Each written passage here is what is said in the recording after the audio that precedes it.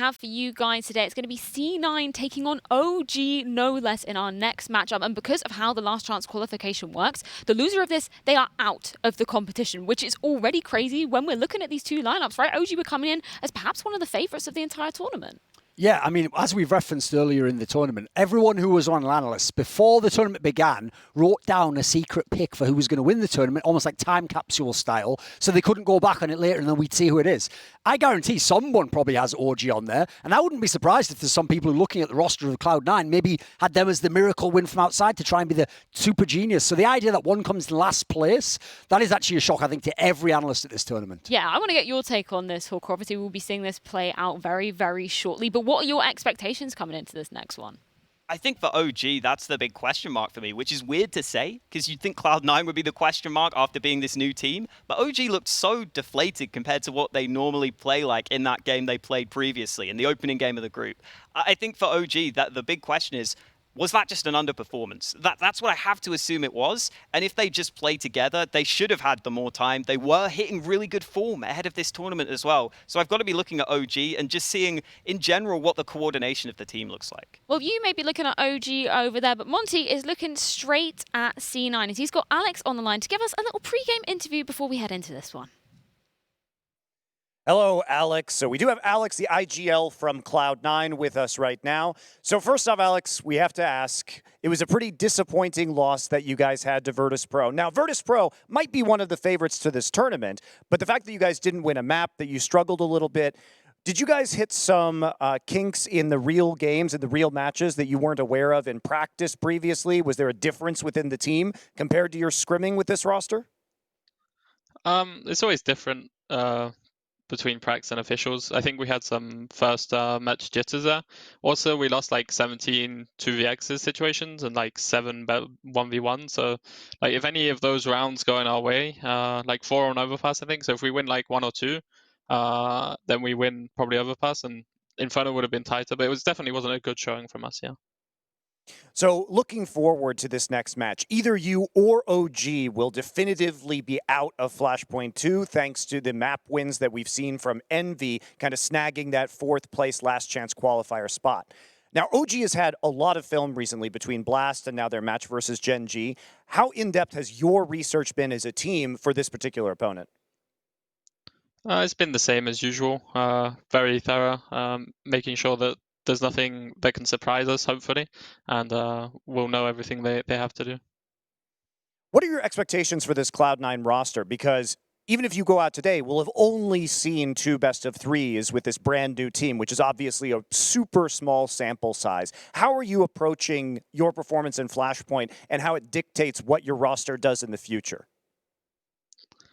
Obviously, we'd like to go as far as we can in Flashpoint, but I don't think it would be a huge disappointment if we didn't, because obviously it's our first tournament together. So it's going to show where we are right now, and then in the next like couple of tournaments, then we need to improve on that. And if we're doing that, then we're going in the right direction. One impressive thing about your first game was Mezzi's individual performance coming in as a relatively unknown player. Is this the kind of level that you've experienced from Mezzi in your scrims? And tell us more about what you expect from him as a new player. Yeah, that's what I expect from him. I think the first game, the first map, he was one of the players that was a bit stressed, a bit tight because of obviously it's his first like big game. But when he was back into another pass, that's the level we expect from him, and we expect it on a more consistent level. And he's more than capable of doing that. He's going to be one of our star players for sure. Excellent. Well, thank you very much for the interview, Alex. We'll be taking a break right after this, and then we'll get right into your game, C9 versus OG. Good luck. Up next, OG takes on Cloud9, only on Flashpoint.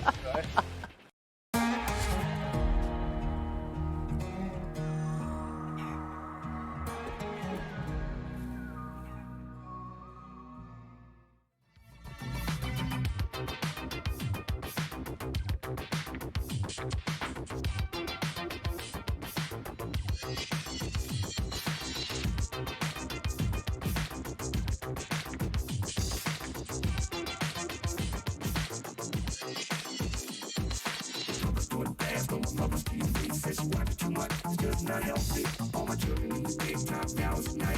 Can't even see the game or the sugary fight.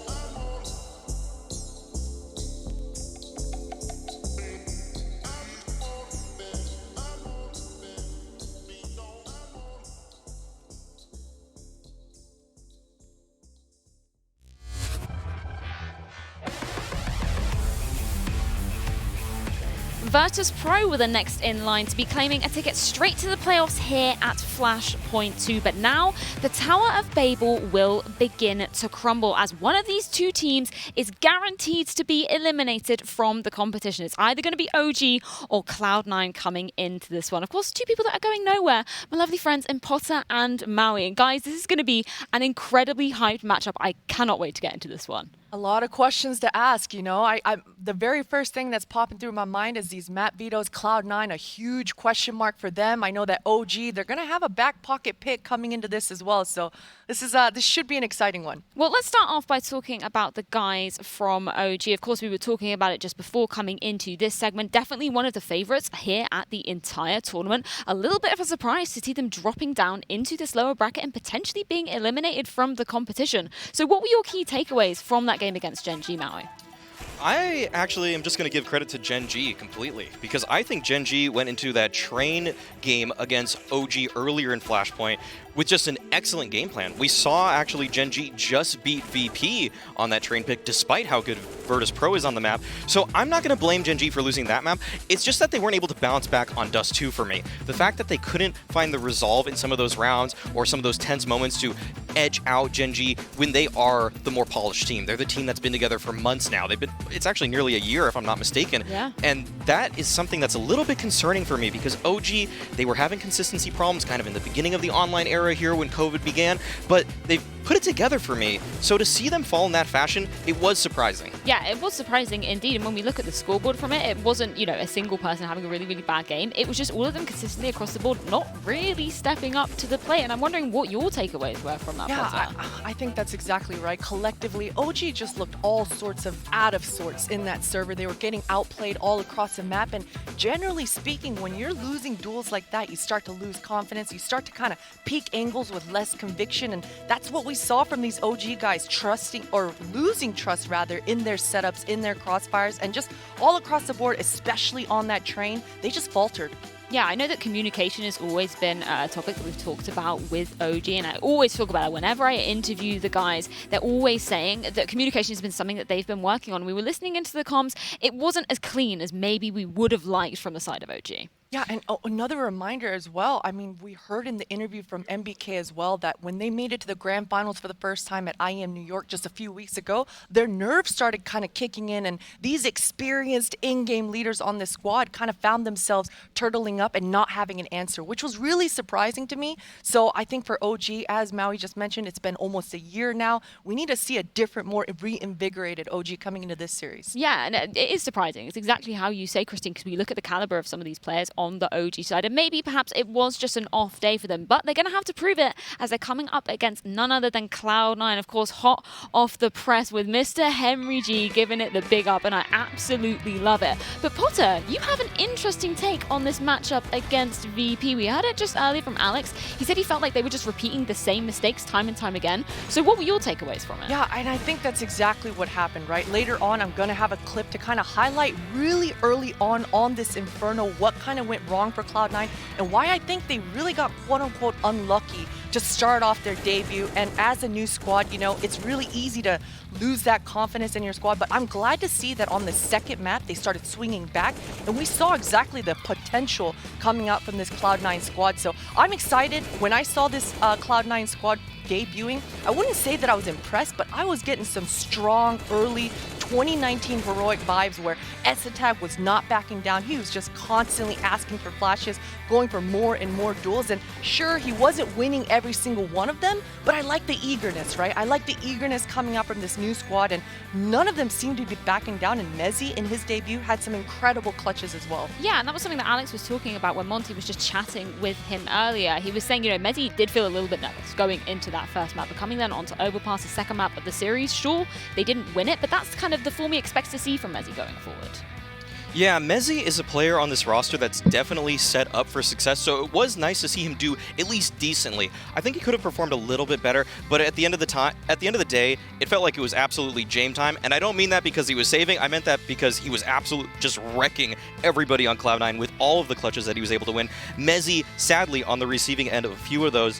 For me, when I look at this Cloud9 roster, though, I really would like to see Floppy step up a little bit more, because on the first map, kind of everyone from Cloud9 did pretty poorly. It was just who could bounce back on map 2. And Floppy, for me, he's a guy that I've been praising for a very long time now, being a specialist in the North America region. I've seen how much work this guy can put in, how well he can do in so many different circumstances. So for him to be kind of just unable to bring out that ability in that second map, it was concerning for me, but I have no doubt today that he will bounce back in a pretty spectacular fashion. Well, somebody else that will be hoping to make that bounce back is, of course, Henry G. We can see from the quote on our screens what he tweeted after the matchup. Baptism by fire indeed. Lost too many clutches to the James Drain, but that's a solo showing of character and so close to the reverse sweep. So coming into this one, I feel like we just heard it from Alex as well. The preparation has been really, really hot on form of OG. So potentially we're going to be seeing a little bit of a different showing from C9. Surely, right? And I have to agree with Henry, you know, I mean, it's a nice wake-up call. At least it happened a lot earlier for this brand new squad in C9 that they can bounce back from something like this. And I think with the amount of firepower that they were actually able to showcase, they have every opportunity in the world to exactly have a better game plan coming to this one. Yeah, and you mentioned the particular clip that you wanted to show earlier. Of course, this illustrates from the C9 side why Potter thinks that potentially they will be bouncing back to them. Potentially it was stolen from them in that VP match. What are we going to be watching? We're going back to Inferno, and I want you to take a look at the score line here. I believe the score here is 0-1, and Alex, he got a knife kill in the pistol, so he's able to give this AWP over to Woxic, and this is a crucial round. Now, Esatag, as I mentioned, he was getting really hypey. He was asking for those flashbangs, so he pushed out really early out into Banana, got a little bit unlucky with his timings, and that was the kind of the story for Esatag on this Inferno through and through. But Woxic, he's holding the line. He has no armor, but he still goes for the more aggressive angle here, gets the first shot off, and he actually follows up with the second. He does get traded out, but take a look at Floppy's utility. He's down to none. So I do think that if Cloud9 were to approach this round just a little bit differently, be a little bit more conservative with your util so that you can actually set yourself up for a post plant, because look at James, man. So many times he was in this new box position with this AWP, and if you put James in a post plant scenario with an AWP that he didn't even purchase, he stole out of Woxic's dead fingers, he's gonna clutch it out. And so this is kind of what happened early on this Inferno, and things kind of snowballed. Cloud9, they postured for those comebacks. They actually made every round up until the 11th really close, really neck and neck, and they just kind of lost out these sort of small, minor clutches. So I think today, especially if we see Inferno again, these Cloud9 individuals, they're going to be able to realize these small, minor details, and they're going to have a different look. Well, speaking of which, we've got to get into our map veto to see exactly how we are going to be playing out. And Maui, I know that you had a couple of takes from this. Of course, we don't know the maps that C9 like to be playing, so where do you think they're going to be steering with this one? I'm actually going to make another bold prediction like I did last time around, where I predicted successfully actually that they would go for an overpass pick. This time, I actually think they're going to be going for Nuke for a couple of reasons. One is that it was one of Vitality's best maps before. It was a frequent first pick for Alex and his crew over there, and it's also a map that OG are relatively easy to read if you really do your homework. So the bans we should see come out to start things off, I know that last time around C9 banned Train. It would be very pragmatic for them to try to replicate the success from Gen G when they went for that, but I don't think that's been a comfort map for Alex ever in his career, so I still think that C9 will likely go for the Train ban, but I think they should go for a Nuke pick.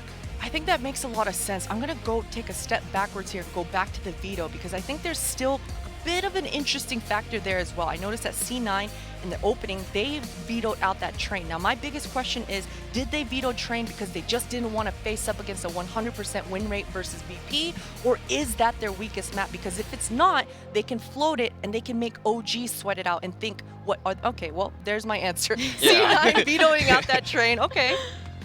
Yeah, and that's kind of expected. They really didn't play it too much on the Vitality side. So I think OG should be banning out Vertigo here. They don't know if C9 plays Vertigo, and Alexi B famously now has never actually played an official match on Vertigo just yet. So very likely to see that be the ban coming out from OG, and there it is. So now C9 have the option for Nuke, which I think they should be going for here. Maybe they want to run it back on Overpass, given that they really probably thought they should have won against Virtus Pro there, and they might think it's a comfort map for them. But I still am going to stick to my guns, and I think they should go for a Nuke pick. Are you agreeing with that same sentiment, Porter? I'm just gonna stick to Overpass round 2. Ding, ding, ding. Cloud9, they got wrecked on it, but as I mentioned, they swung back, brought it back to a 13-16, which was impressive. Now, OG's pick, this is a huge question mark for me. Do they lean back towards Alexi B's comfort bread and butter of Mirage, or are they going to go towards that Inferno route like we've been seeing them do in these last couple of vetoes? Well, let's see. Hopefully we can get up the picks on our There screen. There you it go, is. Maui. Wowie. Another thing I really like about C9 going for Nuke there is that there is actually very little role overlap. So Mezzi and Alex probably play the most similar spot towards outside and that rotator position.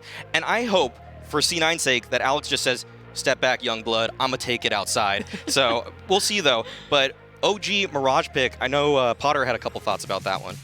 That's Alexi B's bread and butter. And you know, this is something that OG, I feel like it's a pattern. They do kind of lean back into this map, especially when things are getting rough. And man, Alexi B, he's putting in a lot of work on the T side of things for OG. So Cloud9, they got to be ready. Well, let's see exactly what's going to be our third and final decider map if we do need it. It's going to be between Inferno and Overpass. So where do you see this one going, Maui? Well, it is going to be Inferno there. I'm not too surprised about that. I'm a little surprised C9 didn't ban out Inferno because that was a pretty poor showing to start things off here against Virtus Pro. I know Potter is taking the angle that they lost a lot of clutches, so that match should have been closer, but at the end of the day, it looked like there was some kind of uncomfortable situations on that B site between Esatag and Floppy, and I've been singing the praises of Floppy for a year now straight, but he didn't look like he was completely ready to play that position in an official match for me just yet. Well, I think before we jump into the game, we've of course got to check in with our Pinnacle leaderboards for this one. I believe they will be slightly updated from the previous matchup we just saw earlier. I believe Anders was the only person going with Genji on there, but Maui, third place, man. And Potter, I cannot believe your meteoric rise from yesterday. I'm back. Wow. Where were you yesterday? Yeah, I was at the bottom. Yeah. I was at the bottom looking up, wondering what it feels like, what the air quality was like up there with you, Maui. But I made it. I'm in it. So I'm a little bit confused about Thorin here because he was saying he was going to try and just make sure that Semler couldn't get out of last place. That's how he was going to be betting it. But somehow he's in last place. So we may be seeing him doing the punishment later. Yeah, this is so I know we're gonna show who predicted what later, but I think this last match for who comes in last place between Semler and Thorin will come down to this game because I'm pretty sure they're on both sides of the coin here. Yeah, well, we'll see in a moment exactly what we predicted. But first of all, let's bring up the odds from what we saw last night. Of course, these aren't traditional predictions in the way we're doing it to win or lose. Of course, you want to be in the winning spot. But this is what we were betting on last night. 2.32 to the side of Cloud9, 1.62 to the side of OG. So I'm wondering where we've put our money, guys. Where are you guys going to be siding for this one? I'm going to be going with OG. They're the favorites here. This veto doesn't make me any more confident, actually, about C9 as well. That decider, Inferno, I think there's a good chance it's going to head there. And OG, they have used Inferno as a kind of one of their first picks at times in series. So that should definitely favor them if it does go the distance. For me, for C9 to win this, they have to win in 2. And I just don't see it happening, honestly. Oh, it's a tough one. It's a tough one. You know, I think both of these teams, their play styles really counter each other. OG is much more methodical, slow. Yesterday, we saw Cloud9 not willing to back down, constantly re-aggressing and going for more duels. OG are absolutely going to be ready for that and be able to punish it. So I think there needs to be a little bit more finesse coming out from the C9 side. I went C9. I bet a little bit more conservatively, though, this time around, 250 for C9. But I have faith. As I mentioned, I think they should have 2-0'd that initial series. Well, of course, it isn't just us predicting as well. We've got our wonderful casters in the form of Yumi and Anders joining us. Yumi, a pleasure to have you up here for your first time commentating here at Flashpoint 2. Are you excited? Yeah, I mean, of course. I mean, there's a part of me that's kind of coming into it like, okay, I've taken Semler's spot. I don't know if this was something that was preempted when we were sort of at the bottom of the leaderboards, if this is sort of the punishment or anything like that. But, you know, we've made the slingshot back. We're the claim to fame. We've made our rise. It's amazing, isn't it? Semler had so few points. We had to get him off the casting. Really. He can't be casting this game. By the way, I think Semler and Dundgren have opposite predictions for this one, and that's what decides all of it right now, isn't it? Yeah, yeah. It's kind of neck and neck. Yeah, we can see them on screen. Semler going with C9, Thorin going with OG. But I believe you both went for C9 in this one, right? Yeah, I mean, I had to support the representation, right? The UK boys. I think Mezzi is a player that I've been following a long time in the UK scene, so I have like a lot of faith in him in particular. But whether that's misplaced and maybe I'm just leading into the hype, I really can't say just yet. Well, we've got to see the hype in Twitch chat as well to see exactly what our fans have been predicting for this one. I'm interested to see if the UK lads are going to be coming out in full force and supporting this new C9 roster. Let's bring it up here, or whether OG are going to be taking this one. But interestingly, when I was speaking with Henry G, I was doing this interview with him, and I was going into it, prepping my questions, thinking about it. I came out a fully fledged C9 fan until that first game. So that's why I flip-flopped a little bit, but actually quite close in our Twitch chat there. 58% going with C9, 42% going with OG. And I think with that, we can hand it over to our casters to take us through this final best of 3 series of the day. One of these 2 teams will be eliminated from the competition, and we're going to find out as we're jumping into map number 1. Awesome. Thank you, Freya. We're going to be heading into Nuke first. Michael, how are you doing? How's life currently? You excited for this game? Yeah, I mean, all I've been doing at the moment is just kind of trying to find obscure stats to try and funnel off to you guys, but yes. Hopefully I can pick up on some of that myself. I've got my abacus out. I've got a few tracking things kind of lined up. But I'm excited. I mean, we're getting to see Nuke, another one of these maps I think C9 could have the potential to do well on, especially because in previous rosters, the teams or the individuals that are on C9 will have at least had some experience, so maybe not as much of a gap in terms of getting up to speed.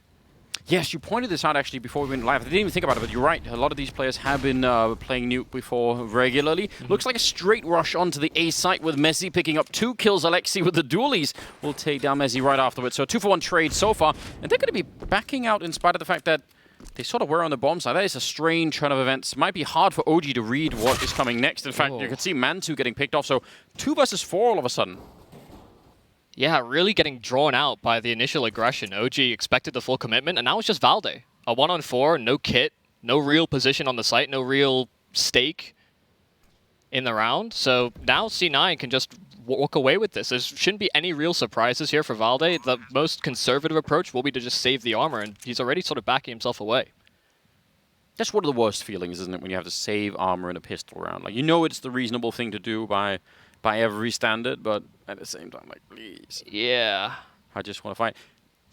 Why did they fall back from the A? I mean, it worked out really well, so it's hard to even criticize them, but that really confused me. So I'm kind of the approach, especially with OG in particular. My mindset going into them as a team is I feel like they're very calculated. The way that they run sort of risk assessment on teams feels very much team to team, how well or what's the percentage chance the opposition is going to do a particular thing, which I think is why we're starting to see maybe some of the cracks, like with the newer team in Gen G, less data to go off of. C9, I think also less data to go off of. Yeah, I mean that could really well be it. And I wonder if Cloud9 even just if they saw like some little pattern there. Yeah. It just feels to me like once you go through the hot, that's like the most dangerous part of that. Of pushing onto the site, and then they were like, yeah, but it's like the rotations aren't going to be here in time, so I mean, why not? We can just reset. It worked super well, so incredibly so. Guess it's well played. Second round going to be coming up, and they've actually invested into a fair bit. They got some, I think they had double HE there on the OG side, but didn't really do any damage with it just yet. And a massive wall of smokes outside, so far so good. I mean, nothing really out of the ordinary as far as I can tell here for OG in the setup. Yeah, the wall of smokes, fast play in from Alex, so the initial entry, they're doubled up behind the boxes, and this may catch them off guard. Issa 1-for-1, there's a secondary player, Mantu as well, coming in to support, and Esatag doubling up, but so is Mantu. In response, it's now a 2-on-2, and Cloud9, they've slowed things down, but they know where OG are. Yeah, what an expensive round here. It's a little bit scary. Esatag already down to 76 there. Could be dangerous. Valde going to be walking in. He needed another bullet. He would have maybe had it. Instead now, the scout alone, 1 versus 2. And with that bomb already down, yeah, that was almost never going to work out. So, I mean, an expensive round, but not the conversion that we see all the time now. I feel like half the second rounds right now are just being won by the team that lost the pistol. Believe me, I've watched a lot of lower tier Counter-Strike, and it happens so often. It pains me every single time. And the thing is, OG actually had a pretty good setup for what Cloud9 had to offer in that round. They were going for a fast mini play. They had Mantu in position fairly early on before they actually reached the bomb site. So that could have been far more deadly. It could have come down to a 1-on-1, but it was still very expensive for Cloud9. You can see Alex even just bought into a CZ. He's just going to try and do a little bit of info gathering, I imagine. Yeah, that's not such a bad idea. Again, if they take him down, there's just nothing lost at all. So That makes a lot of sense. The rest of them look like they're going ramp at the moment. And yeah, we do have just the squad of OG players that are following each other around outside. So yeah, I don't know. It would be cool if they could get a kill or two in this round, OG, but the way that Cloud9 are setting this up, it's I think they're just going to walk into that B bomb side and be happy with that. Yeah, I think we've seen the meta shift a lot on Nuke in particular. Taking outside control has kind of become more of a standardized route, I suppose. Yes. And so OG were actually in a very good position to deal with that, but it was just Alex. He was kind of performing that lurking role, just info gathering for the rest of the team to make it to the B bomb site. And trying to mitigate losses here, that's going to be the primary objective. You don't want these pistols getting anything going, and I don't even know really why they're contesting this fight so much. I guess the two players were committed so heavily, but yeah, even still, low HP on quite a few players, but everybody stays up. So really good start here for Cloud9. They've got an economic buffer now to sit back on as well.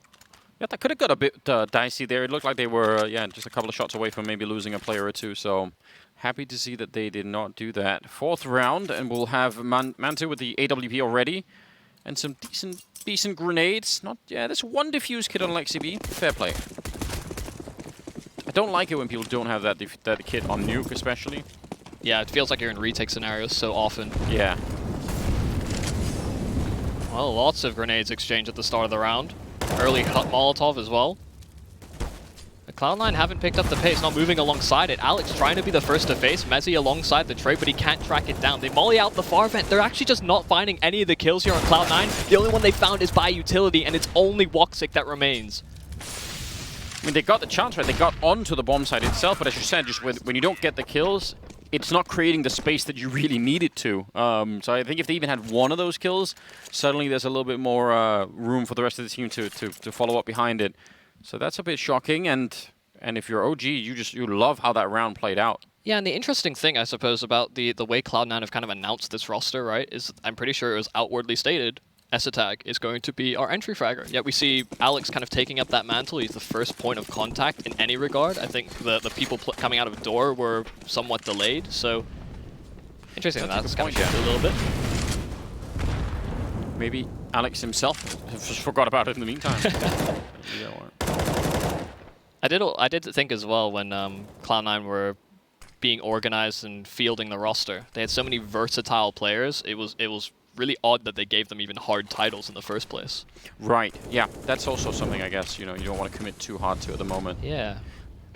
Well, looks like they're still hanging around lobby. Looks like they're going to be doing another full execute onto the A-bomb site. See if they actually go for it, or if they go straight towards ramp and try and divert from there. But it looks like it's going to be all the grenades, and could be some trouble here up onto the hut for NBK. He doesn't have a smoke to put it out or anything, so it could be a bit tricky.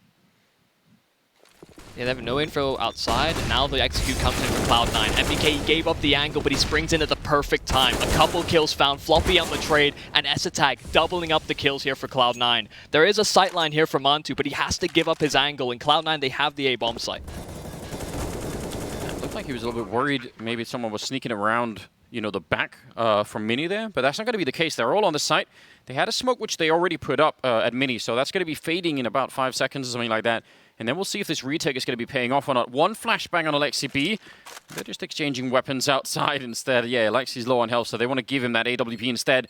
That one flashbang, it's not a lot of firepower to get in there either. Esatag and Floppy with 2 big kills. Valder, spray is good, but it's maybe a little bit late. He's going to get one more headshot. And now it's a one-on-one. Valder just swinging wide for it, but Esatag just has to play it safe, and there's really nothing Valder can do about it. He's going to try and escape here at the end. It is a cool triple kill, but it'll be Cloud9 that win the round. Yeah, he gets away with 2 HP. Cloud9 still weaseling out the win. Crucially, they took out Alexi B, who was the kit carrier as well coming into the site, and Valder just had no opportunity to traverse that terrain. That was rough, wasn't it? Yeah. Michael, how do you feel about, because I remember in the past we'd sometimes, raise an eyebrow whenever the in-game leader was also the AWPer. What about an entry frag in-game leader? Well, I suppose you're going to be a lot of sideline coaching from the death cam. Yeah. Or from the spectator. Yeah, that'd be a bit of an odd one. But you'd be like the primary source of information for certain things, right? You're like, okay, I died entering, but I saw 2 people, so immediately make a call. Yeah, no, definitely, it's certainly feasible, but I'd need to see the proof of concept, I suppose. Maybe Alex can prove that. He's already gone down early into the round, so has the chance to prove that as an idea. And again, he was outside solo, so OG have rotated a player in. That's Alexi. He's cleared a little bit towards outside. There is a smoke down, though, so information will be somewhat limited. And Cloud9, they're posturing up towards A once again. Yeah, and actually this, if they do the same thing, it makes even more sense this time, just based on the lack of grenades OG will certainly have, although... Yeah, this is great. Mantis sneaking up. Flick? No, probably don't need it. Yeah. Probably could have taken his time with that. Now it's a bit weird. 48 seconds. Isa pushing it. It sort of is a slow lobby crunch that's coming. Let's see if it's going to be too slow. Maybe Cloud9 can recover and actually fight back. And they're down the vent. Oh, right into Alexi B. They were on the stair or on the ladder there and just absolutely got wrecked. It felt like that trash compactor scene from Star Wars, where they had the opportunity to get out, but they just sat and waited for it to happen. They were expecting more aggression from OG, and they make a response that is actually read into very well by Alexi. I thought he was just going to sort of hover around the secret stairs, but he rotated into a position that Cloud9 just had no idea. It would have been better for the Star Wars series if they just had done the same thing in Star Wars. Ended there. That's the film. That's it. No reason to keep doing this. Oh man, it seemed like that was a cool sort of just split decision to just go. All right, we're gonna go down the vent. That would have been so cool if it had worked out, but getting caught, not really quite the same effect. Woxic with a headshot, and suddenly it's a 4-on-4 with a bit of a chance here, maybe. Oh, again? Oh, they're just feeding him. Fool me once, shame on you. Twice? Oh man, Alexi B's loving it, isn't he? Could have had the knife out. Could have gotten some free money. I think if you stab directly in the feet, it counts as a backstab, right? Does it? I mean, that's how we see so many vent kills. I think with the knife. It's probably true, I've seen that about. Listen, that is a skill to perfect. If someone could make like just one of those like bot training maps where that's all you train, how to like do it. How to backstab people properly? On the ladder, yeah. Just knife on ladder. It's amazing. All right. I mean, you take those every single time. Have we finally found the name for Alexi B, the Vent Whisperer? Yeah, exactly. I was gonna go for something like the trash man. I don't know. Oh man. Oh dear. Oh no. That's not good. Well, it's a trash buy, but they've got their hands on an AWP now. Going towards B, Valde getting rid of that AWP, and well, okay, now Iss is in position, and he can clean up nicely. Keeping the reins on things here for OG. That could have been a lot more dangerous, but Cloud9 just kept on accelerating, and OG were in position. S-Attack just trying to see what he can get done, but he is very separate from the action. He does have the bomb, though. I didn't even realize that, but yes, he does. So, bomb planted in the last second, and yeah, nothing they could have done from there on out. But that's pretty cool. I mean, that's a couple of kills. Who's running? Yeah, there we go. Isa's running for the AWP down there. Makes a lot of sense. So it will tie up the scoreline, sure, but they get 2 kills, they get the bomb plant, and that's gonna help out a bit. Yeah, and I think if we're looking at Cloud9 primarily, I'm not sure how you feel about this, Anders, but I'm sort of looking at sort of 8 or 9 rounds, just so that you can feel comfortable with the CT side a little bit better. Obviously, we don't know too much about this squad in general. Yeah, I think that's a good spot for them to land right now for sure.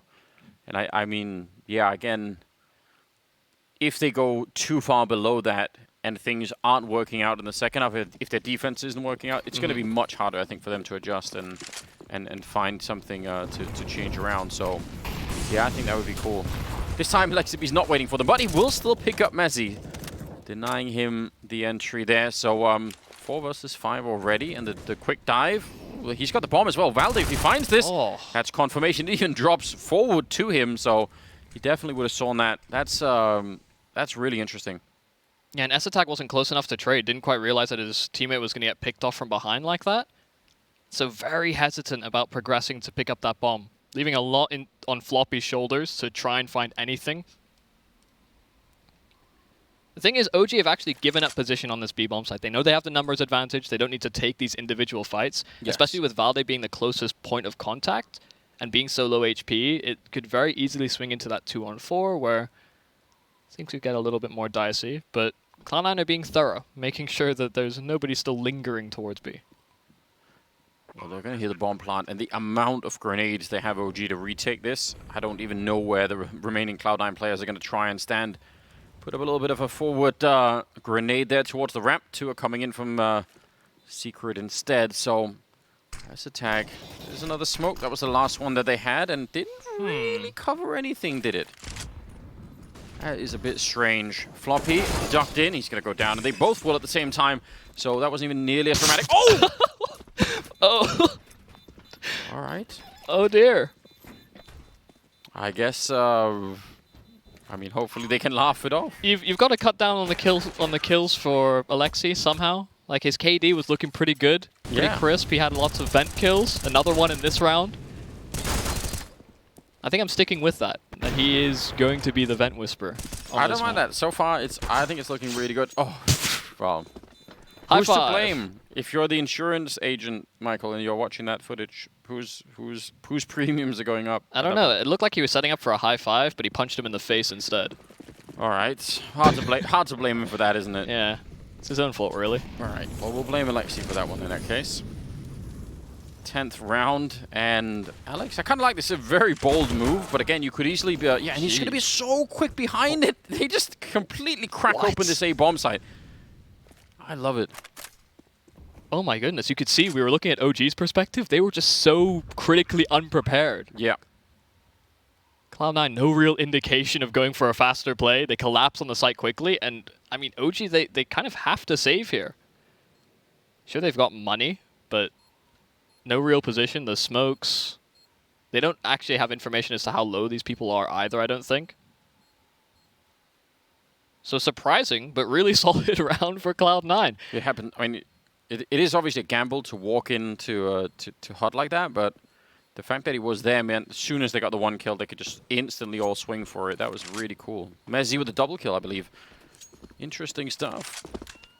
Do you think it will have an impact in the medium term on UKCS if Alex, Messi, we've got Thomas as well playing pretty well these days? Like, is it starting to generate any kind of an interest, you think, in the local scene? I think unless it's a full UK team, I don't think that'll really happen.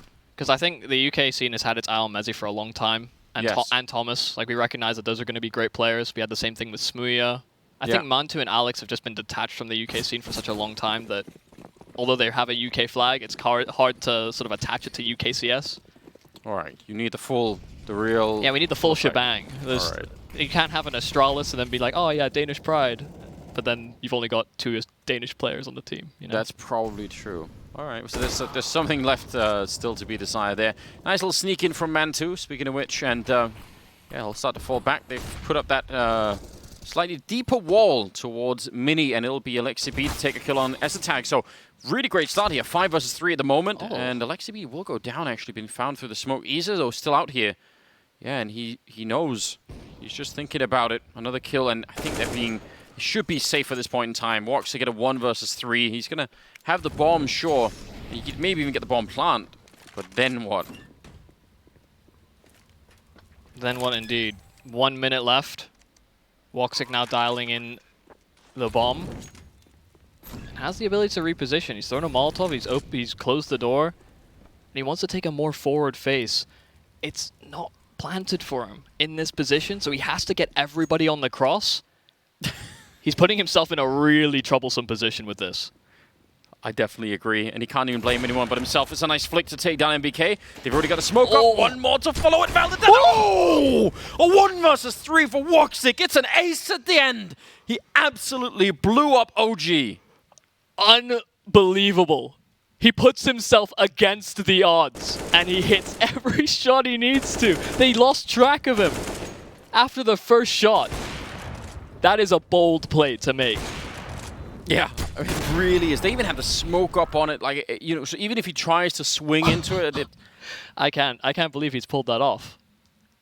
That is so ridiculous. No one saw that coming.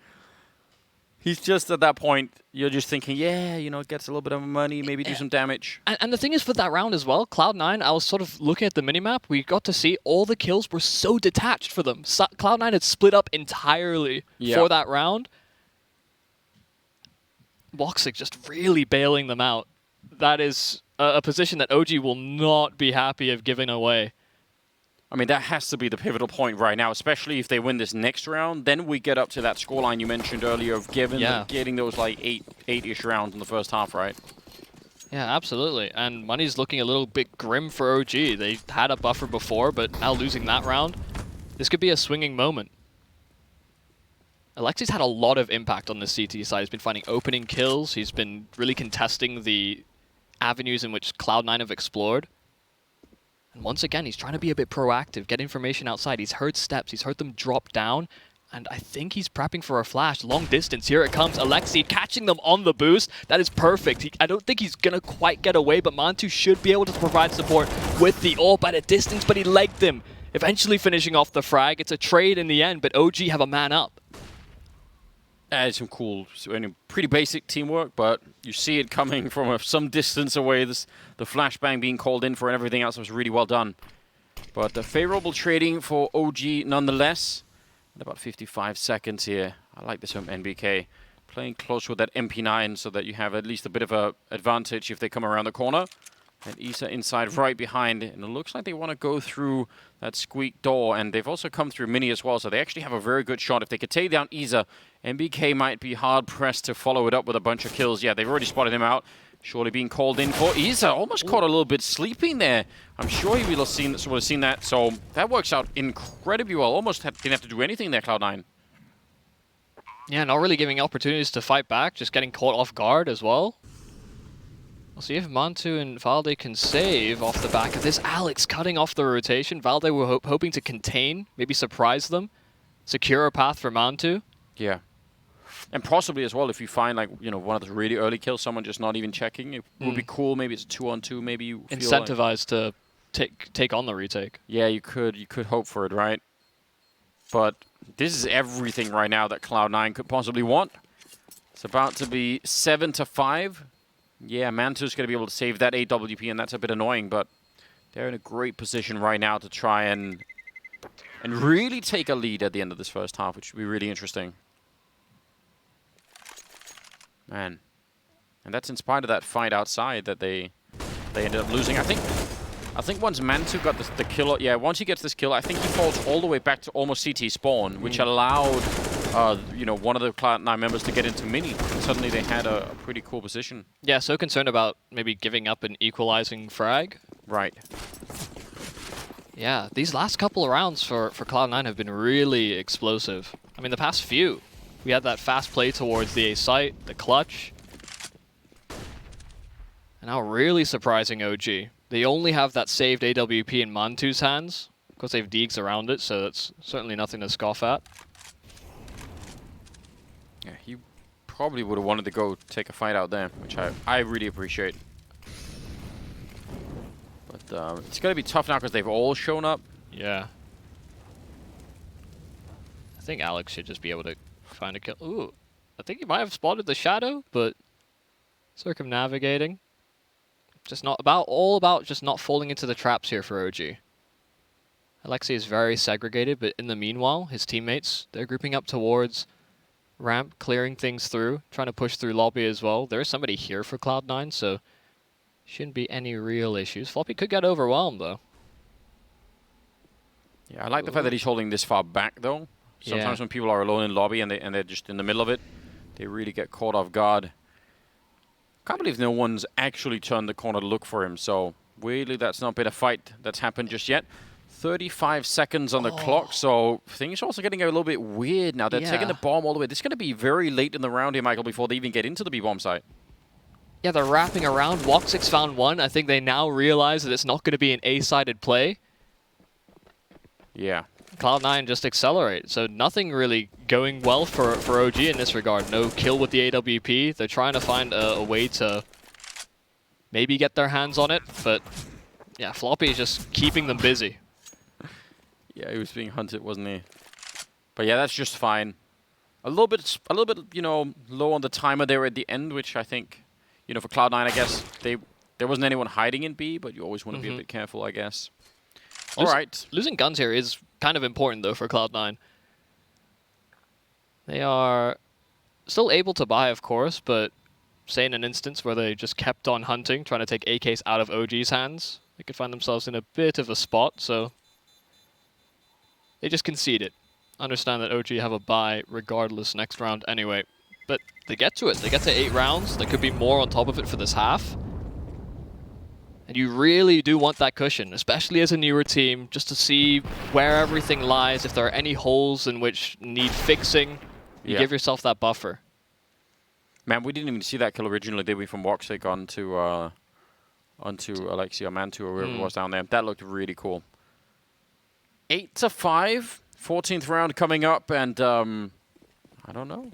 This is much better from Cloud9 than what I was kind of expecting. I did pick them also. Yeah. But I don't know. You're also kind of in at the top of the leaderboard, so you could take a few more risks. I could take a risk, and I had to, had to stand up for my man Henry as well. You know, there was some definite bias going on in my predictions. Can't really help it, so just had to. Oh. Again, Alexi, an opening kill. He's doing so well, isn't he? Yeah, he's 14-7. Not all of those have resulted in round wins, but OG have really found quite a lot of impact from Alexi in particular. Yeah, you can't really ask more of him at the moment. It's got to be up to some of the other players here to really start to have maybe just a bit more of an impact. I mean, even like 10% from each of MBK and Issa and Valda maybe at the moment, and they're looking, I think, a fair bit more competitive. So 55 seconds. That's going to start to make their way down. There are 2 people down on the lower part of the map right now, so Valda's here. He's going to hear some of the stepping. Alexi B has got a Molotov to maybe sort of force them to go just one way. It's going to land right on top, and just perfect headshots coming through. That is so well done. Woxic, he's already a 1-on-3. This is a bit different, though. It's essentially a 1-on-4 that he's now just turned into a 1-on-3, and he's going to get caught by MBK, so not happening this time. Once surely has to be enough as well. Kind of back-to-back clutches like that. Yeah, I mean, if that happened again, you'd definitely see OG maybe breaking down a little bit, start screaming. That'd be too much. All right, 15th round. I mean, we're getting some really strong stuff out of Alexi. I mean, you don't typically look at him as, what do we have here? All right. Karate Kid memes going on. Oh, man. That's a good reference. Not bad. I think I saw them making that. I didn't get it at the time. Hard at work, the meme people. Yeah. Always important. Oh, okay. Issa going 1-for-1 while full blind. NBK's still on the site. And Alexi, all the meanwhile, he found one through the smoke as well. He's barreling through, making sure that they don't have a safe haven on this A bomb site. But it's B. Woxic making his way down floppy, trying to siphon rotations. Solo on health. It's shocking that he even got that kill. Woxic now in a 1 versus 2. And yeah, I mean, he's got perfect confirmation of where Alexi's going to be. Only question is Mantu. He's got that AWP retaking from the other side, the ramp at the moment. This could actually be really awkward. I mean, yeah, it's a 1-on-2, but Woxic still has a pretty good chance of winning this. See if they give him the opportunity. They're fairly split on the approach. Does he predict the timing here? Oh, he was jumping. Alexi finding him on the timing, peeking in, and while Woxic had the chance, OG, they'll complete the retake. A 7-8 half, where Cloud9, that looks good for them on the T side, but OG certainly having some great performances from their in-game leader.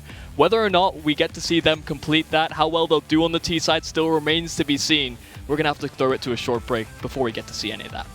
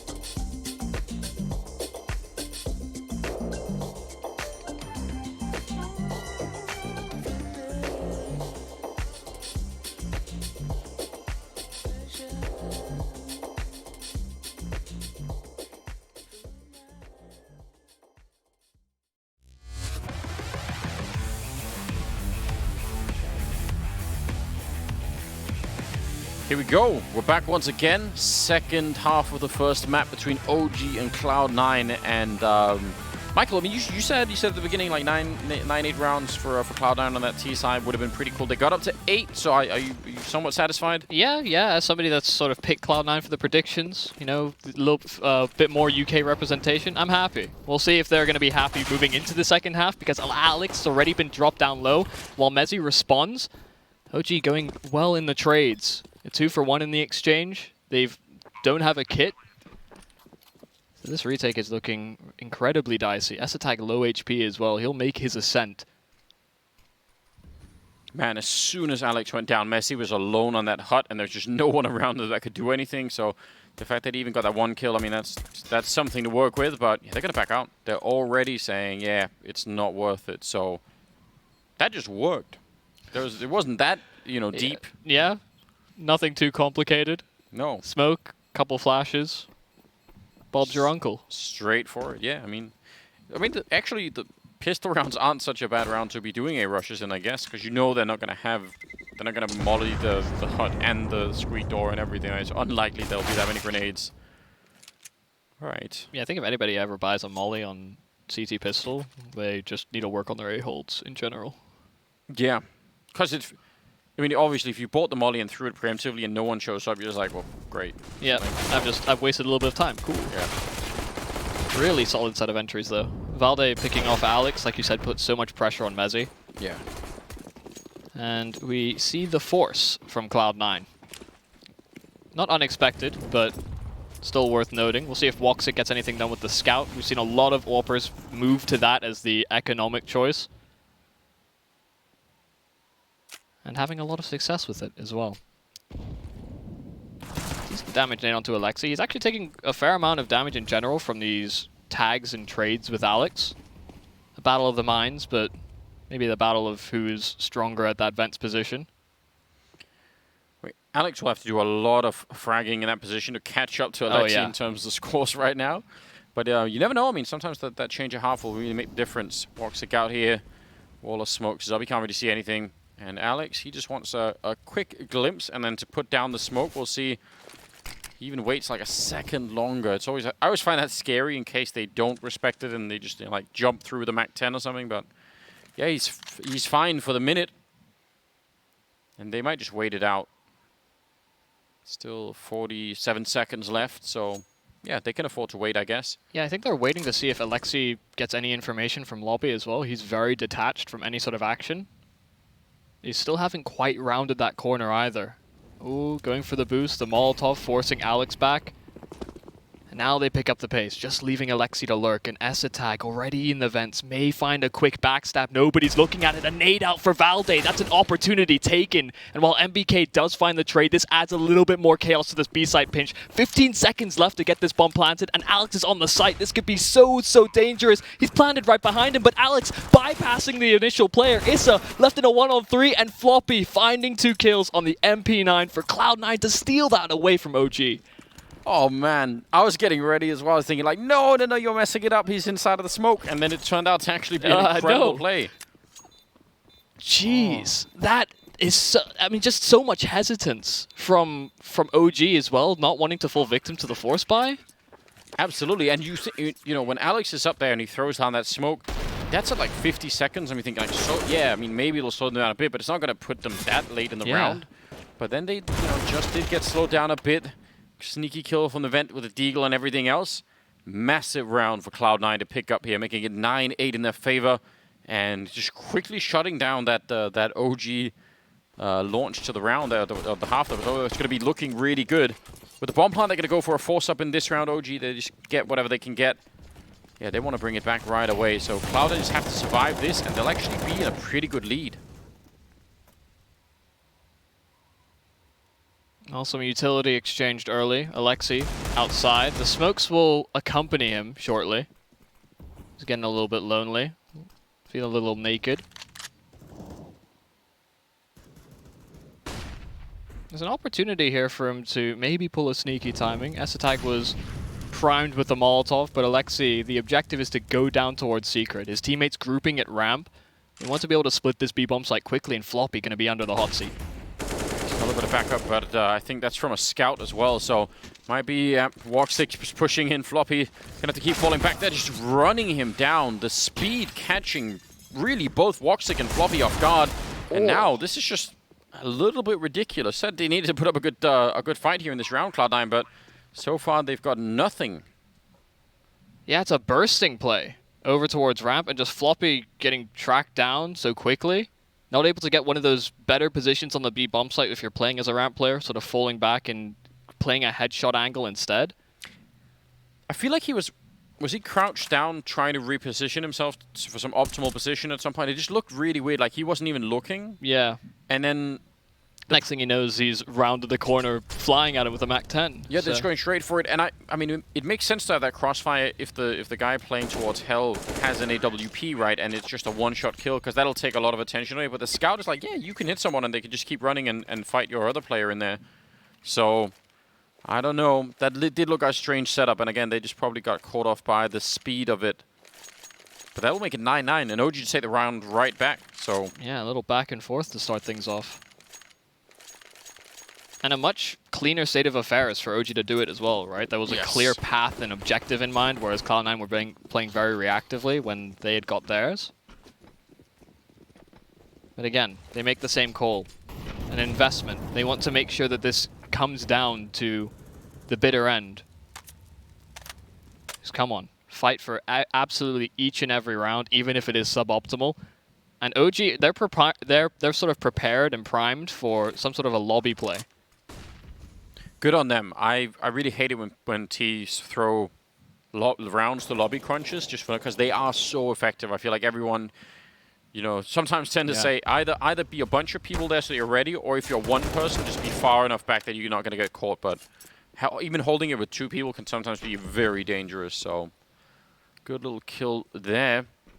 I will say, because I was so angry at OG the last time they played at Genji and lost that game, that was really painful for me to watch. But they're not playing that kind of Counter-Strike right now, and that's making me excited. Even though I also did bet on Cloud9, I still feel like, yeah, I want to see OG play this much more assertive style of Counter-Strike where they don't look so scared all the time, and I think that's what they're doing right now, so that's great.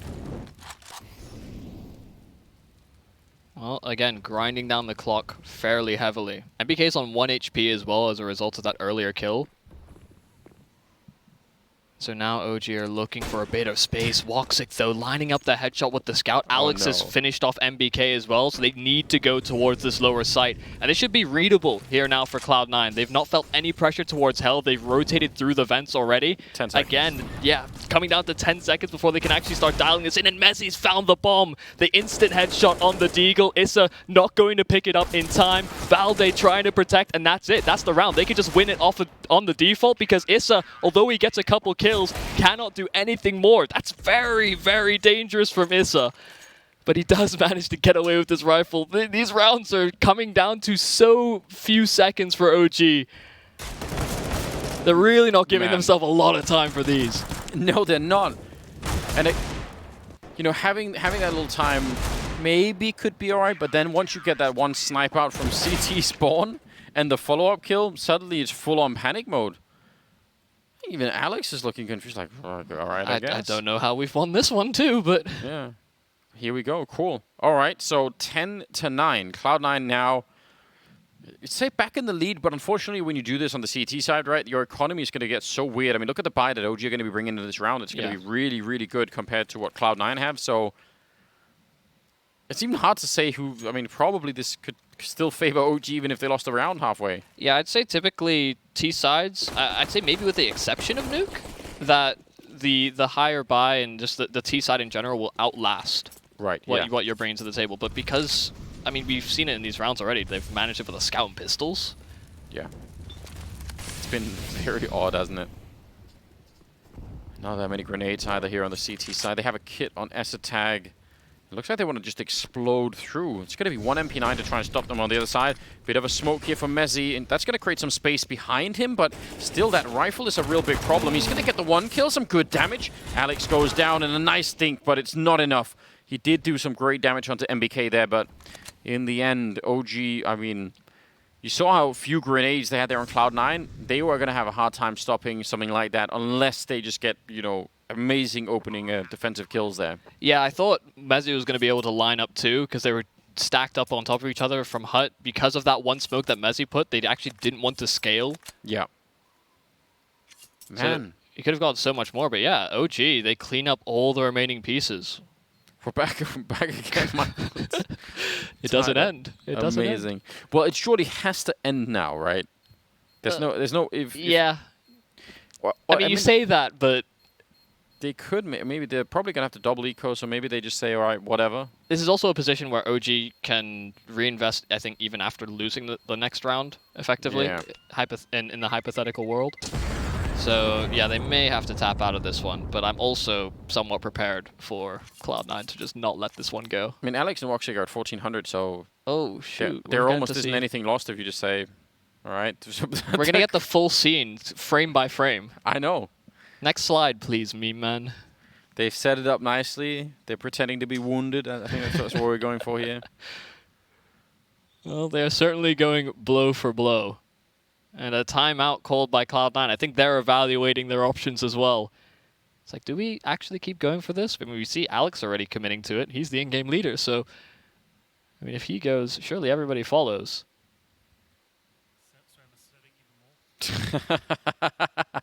Oh, dear. Again.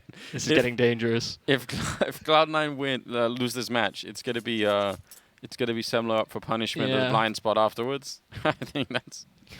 just amazing. Is there any chance that the I don't know, what do we call them, like memeorology people, can they make him sweat even more? Is that possible? Like I think there's a guy working on it. He's all right. Yeah, he's adding more and more full as time time, goes just on. paid for it all the time. I mean, you got to do something. Oh, yeah, we have actually more sweat is being added. It's fantastic. So what did you do for your, winter internship? I just made memes. That's what I did for an international production. Hell yeah, I'd love that on the resume. I think that I've definitely put that. It's good. Well, a couple ways to pronounce resume, and the Chaos will resume. They reinvest. S-Tag does get dropped. This time Woktik not finding effectiveness on the Scout, and well, this looks a bit more bog standard and standard in general for OG. Not losing any of those duels to start will actually bring a handle on things. Maybe that timeout actually helped them organize their thoughts a little bit. We certainly have something like a return to sanity here going on late on Nuke, which I think is it's a welcome thing for everyone. Deep grenade there. Going to go into the 22nd round, but yeah, with Alexi at 24-10, that's an incredible scoreline to bring in this deep. And I'd like to think that my sort of line of reasoning of, okay, even if you hypothetically win the force buy, if you're Cloud9, it'll still be really scrappy and OG will have a good buy. I feel like that reasoning probably makes the most sense, or where you usually see teams tap out, because now they concede that round. Yeah, OG are going to have now 12. Unless something egregious happens with the USPs. Surely not. Just USPs. I don't believe it. Yeah, I don't either. But yes, I mean, let's assume it's going to be 12-10 here. The amount of money they would have to just burn through here, Cloud9 in bringing down OG round after round, it's going to be really uphill, isn't it? Yeah. Interesting setup down at ramp. They do have 3 people here. Again, you wish that they had something other than USPs, because that would be so much more interesting. Floppy's already been found. A bit of a jump there around the corner. And that, I mean, I don't know how much damage they have to do for that to really work out, but Alex gets cleared. They find everything. Yeah. A little bit surprising that they didn't just try and set themselves up in a position where they just fight all together. In a spot like that. Well, maybe that's what they wanted, but then when the guy in the box got killed immediately, it's just like, oh, okay, yeah, maybe. What now? It did get a bit odd, didn't it? Yeah, almost like a firing squad. Like, oh, your turn. Yeah. No, thank you. Well, normality restored, and some clean rounds for OG. Really, really helpful for them on this T side. Yeah, they're going to be so happy that it's turned out like this. You'd love to listen in and find out if at any point they were panicked here at the beginning of the second half, if they were really, or if they had a pretty good read on, you know, like, well, as long as we keep winning every other round, it's going to work out for us no matter what. So regardless, certainly it's looking really good for them right now. 12-10. They have all the money. Cloud9, even after this, I mean, yeah, they're going to have to buy, but it's going to be... It's not going to be amazing, is it? Yeah, and I think this might lead into that sort of growing pains scenario for Cloud9, where you looked at the first half, you say you've got enough rounds to kind of play with. You'll need to make those adaptations quickly, though. I mean, we got the great performance from Alexi contributing in so many different rounds to shut out sort of this outside presence that Cloud9 were offering on their T side. But we haven't seen that same level of contribution yet. Granted, the first 5 rounds were not exactly normal, so you might not get the best representation in that regard, but this is where we should start to see something a little bit different here from Cloud9. No more gimmicks, no more just waiting out the time. I think that was one of the positives we took away from the last time Cloud9 played, is that they were actually playing sort of an aggressive style. If you just kind of turtle up as a new team, it can just be very counterintuitive. Yeah, I really enjoyed that too. I definitely think they put on a cool display. Even if they're a little bit late to try and win that second map, but looked like they could have. Tag outside, 2 massive kills, and he's going to find a third one, and Isa, that's going to line it up just fine. So, you know, this is the round that they really had to win given their economy and given the fact that they just lost a couple there to OG, and they've set themselves up perfectly for that. Good response from Montu. He was low, so had to actually force Tag out for that fight. I would say in normal circumstances that this wouldn't be all too doable, but Alexi has been really dialed in for this game, actually missing out on the fight. Floppy just turning around in the nick of time. It could have been an opening for OG to get something going, but 50 seconds left. The HP here for Montu. Yeah, just not going to have a chance. Woxic just destroys him with the orb. A really strong round from Tag, and I was going to try and steal it from you, but the replay guys have kind of been on the ball, but, you know, I wanted to see a replay of what he did. Listen, well, maybe we can. Oh, hell yeah. All right. It's crazy that it thinks that those kills are through the smoke when you can very clearly see them, but I mean, really strong hold from Tag in general. It's not an exact science, is it, with the smoke kills? That's so huge. They also pick up 2 AKs behind it and obviously stay alive with 4 members, so that's a bit of a turnaround. Look at the money even now. You mentioned it earlier, but I mean, OG, they've had a full buy after losing everything, and now here they are back with still tons of money in the bank. They're just gonna have to keep fighting Cloud9. This will not be an easy end to the game. And I love that we're getting to see this curved wall of smokes outside. Does mean that some of the options are limited in terms of how they push on through. Woxic holding secret, and Alexi's going to fall. So in spite of all the setup initially, it's now just going to come down to ramp where Floppy holds his guard. And Alex, he lined them up from behind. He pushed through lobby, and they were not expecting that whatsoever. How does he find such a crazy timing on them from behind? And given that he's only got 7 kills, you sort of wish that he could have got all of them, you know, just to make that really worth it. But obviously, it doesn't really matter. They win the round. Did you notice this? You notice MBK actually just challenged that Molotov because I think he realized instinctively that Molotov, if we wait for it, you know, it's so obvious what we're doing. Yeah. So I think he just said, you know, I'm just going to be the one to go through this and hope that I can win the fight, which I think might have even been the right play. He just still got killed, but yeah, and it's a callback I think as well to when they had split up on one of their rifle rounds, right? They had Alexi lurking with the Deagle, I believe. Yeah. Or when they recommitted to the Force Buy, rather. What a ton of events. 12-12, tied up once again. And OG with no bomb plants in the last 2 rounds here where they lost them. They buy here, and obviously their round loss bonus is going to start to kick in, so I think even in the next round they can still buy. Yeah. But then, maybe finally, they'll start to run out of money. So we're looking at maybe about 4 in a row if we're going to contest it. I think so. And again, at that point, if they get a bomb plant, they'll be fine. So, you know, at least close to. I'm glad you bring up crazy turn of events because I think the events in general have been very underutilized for OG. We saw how impactful it was for Cloud9. You're absolutely right, yes. It's been very ramp and outside focused. That's actually just such a cool tool to have if you have someone who's good at vent diving. Even even if you don't actually have like the whole strat planned out, if you can just get someone down there and go and say, okay, well now I'm here. Now, how do we want to play around it? You know, I think it works out really well. There are some teams that have really incredible people in that. Notice JKS was doing it now a lot. Yeah. Now that he's been Oh. picked up. Okay. Well, he swung all the way for that kill, didn't he? He was committed.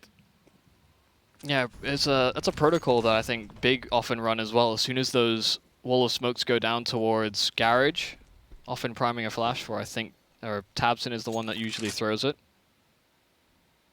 Just to try and draw a comparison. Still 4-on-4, 35 seconds. Again, they'll try and end towards the lower side. Alexi showing presence outside. This may keep Cloud9 guessing. 30 seconds. It's still time, but we've seen OG cut this really close before. So you got to be a little bit careful here.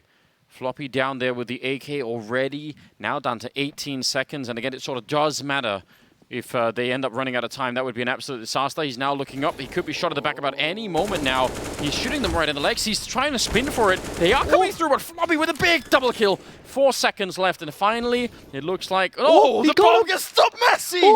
He picked it up in the last second. I can't believe it.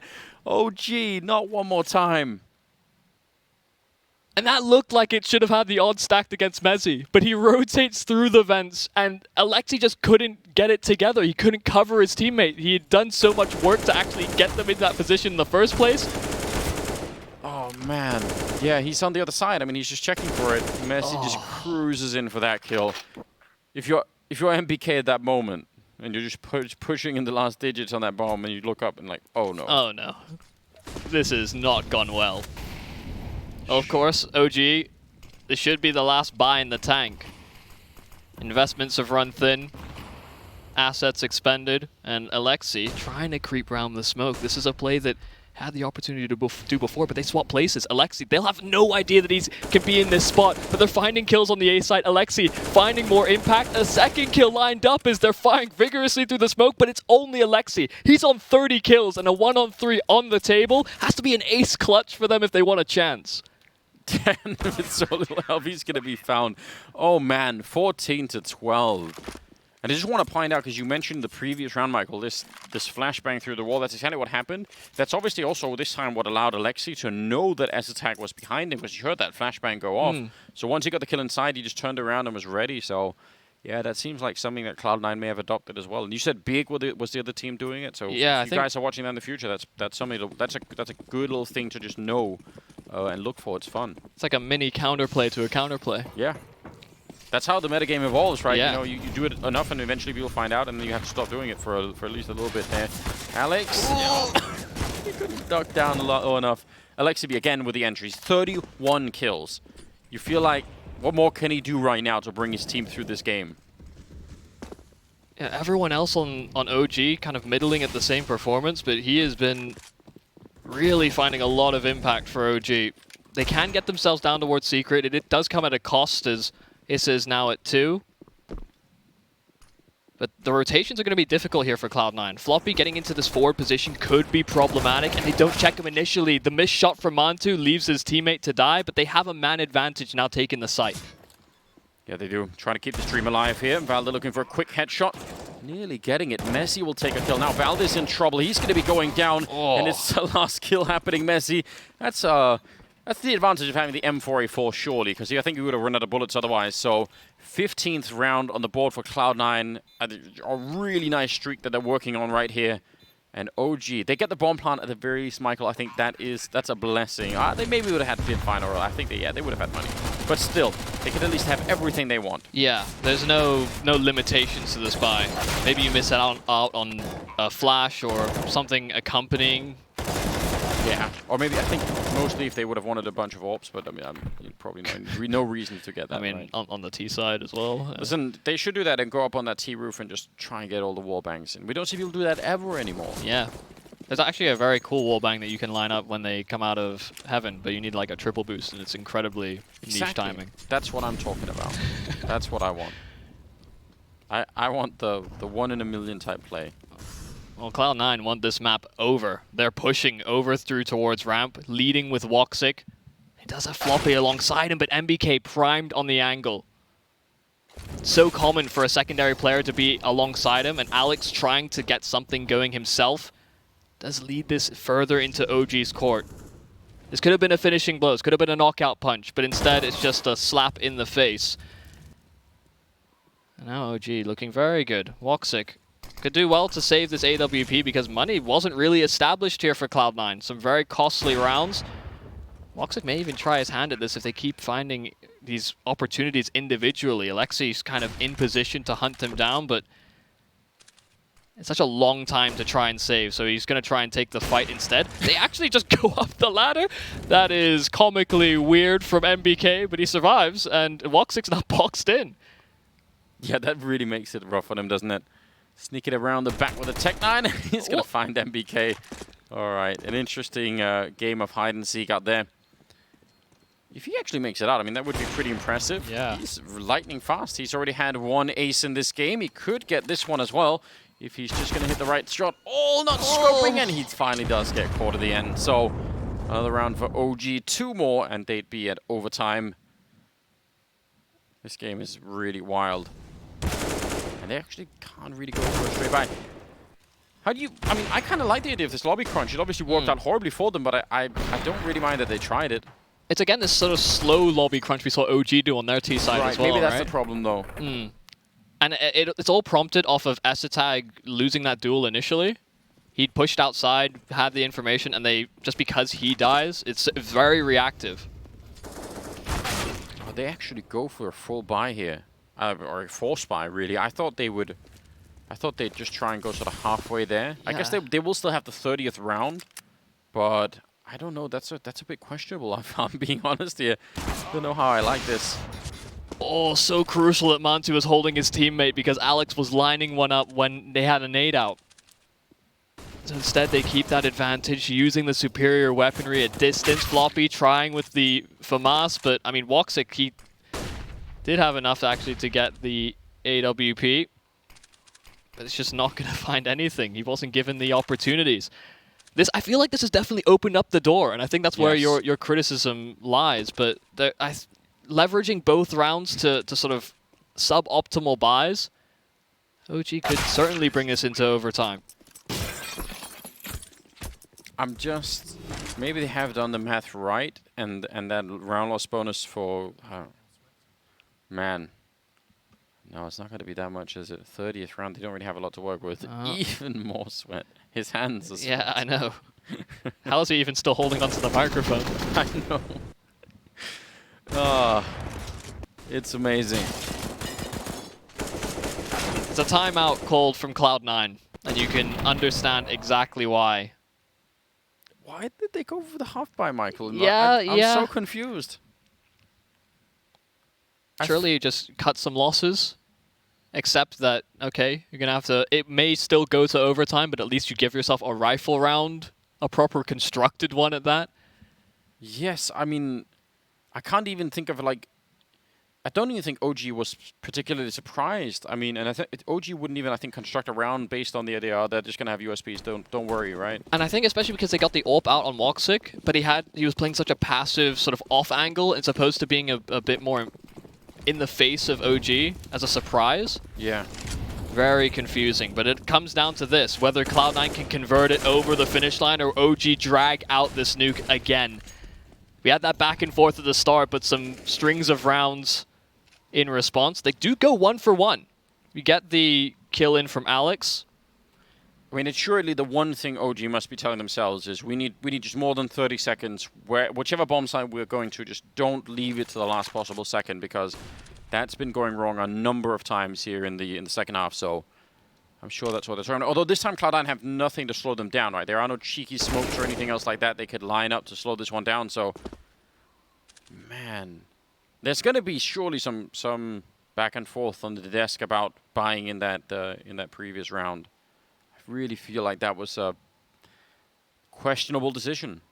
We've seen a couple of turning points in this game so far. We had the Woxic 1v3. Yeah. Oh, yeah. Now potentially just a choice made OG is still very slow to progress. Cloud9 don't have much of a presence on this lower side though. They gambled, and unfortunately they went with the wrong elevation. Yeah. Yeah, so they're gonna be right on top to here when the bomb goes down, but they won't be in a position to just sneak in there and try and stop it. And there are so many grenades. I mean, they had 4 Molotovs. They've used 3 of them pretty quickly, but I don't mind that they've done that. Just make absolutely sure you're not gonna be surprised at the end here. So just use it all.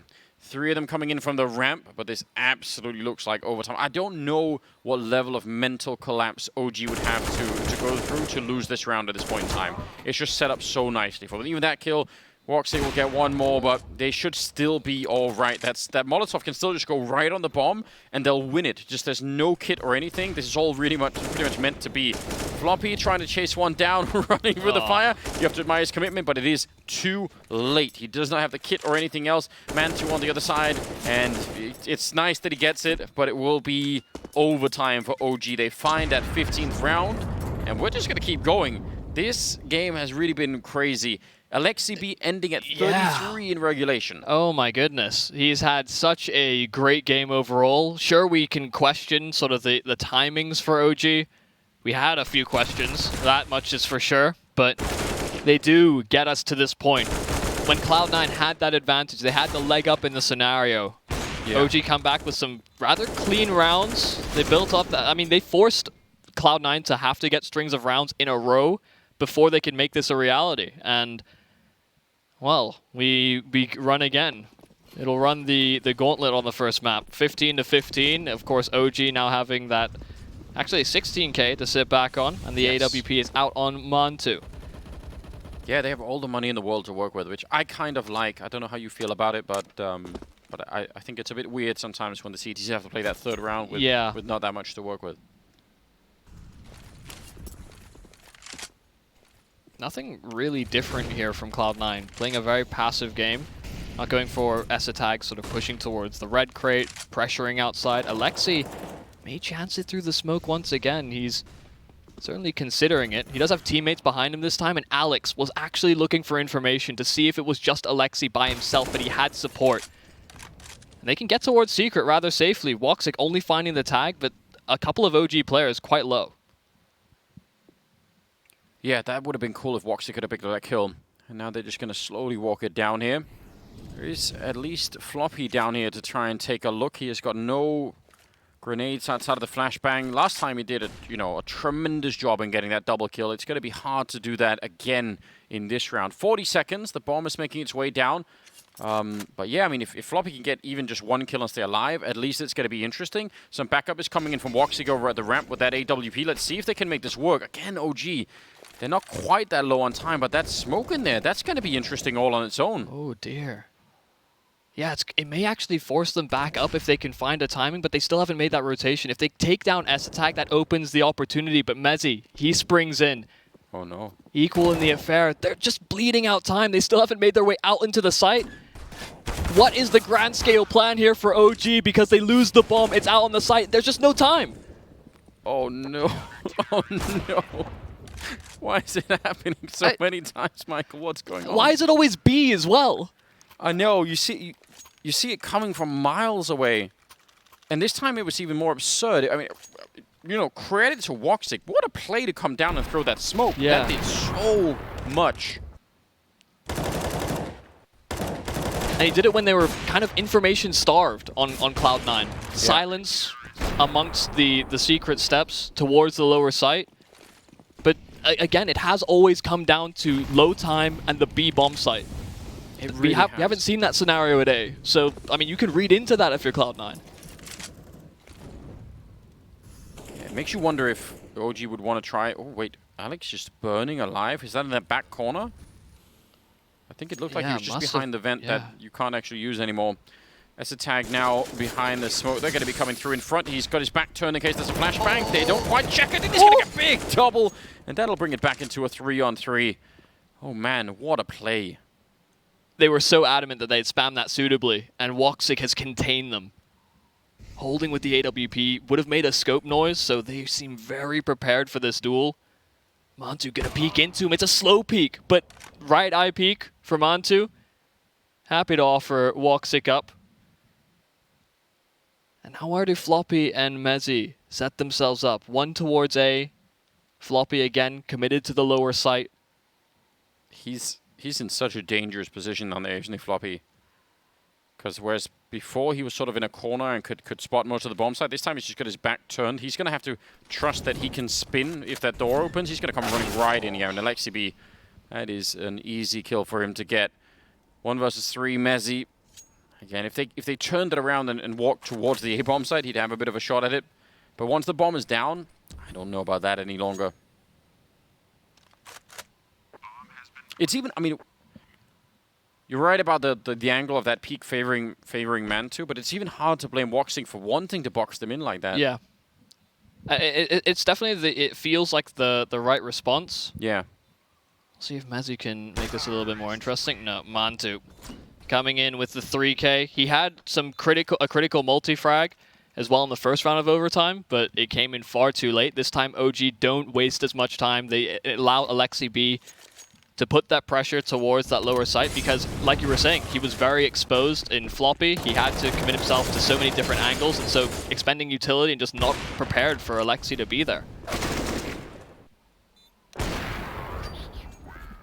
Yeah, he's been playing really well. He's up at 27 here in overtime. Woxix at 26 on the other team. Floppy's also been playing well. He had a bit of a rough start to the game, if I remember correctly. Oh. And he's being chased down again. They did tag him, so he's going to be a bit slow, but yeah, finally maybe have made it out. Isa just really wants to fight him here. That's an Orc down there, so it could be dangerous, but it's not. They're just hitting all of the headshots. Alexi and Valder.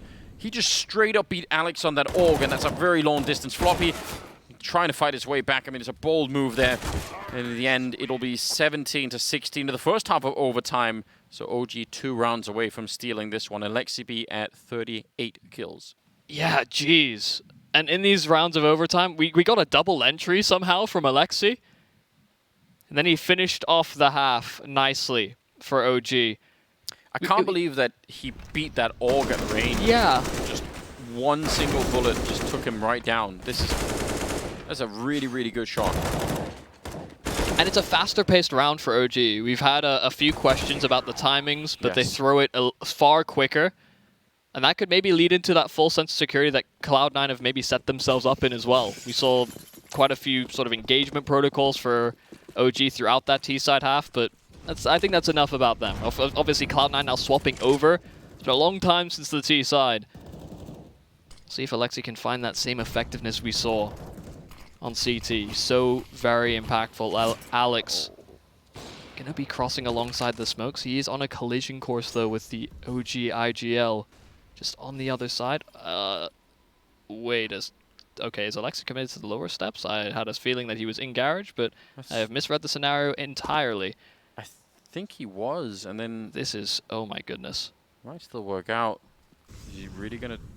Surely not gonna try and knife him. Oh my god. Oh my god. Alex. Oh my dear, he might have just made the ultimate play. If this works out, he is officially a genius. You could put him in Mensa right now. He's going to get a kill. Turn around, what a play. He's in for more, nearly the triple. What a godlike play. Oh my goodness, Alex taking the round by storm, just bypassing.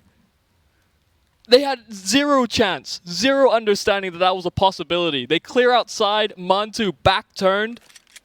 That was the optimal play for the scenario, and OG just had zero things in response. They had no way to combat his position. He was just playing multi-dimensional chess against them. That is so insane.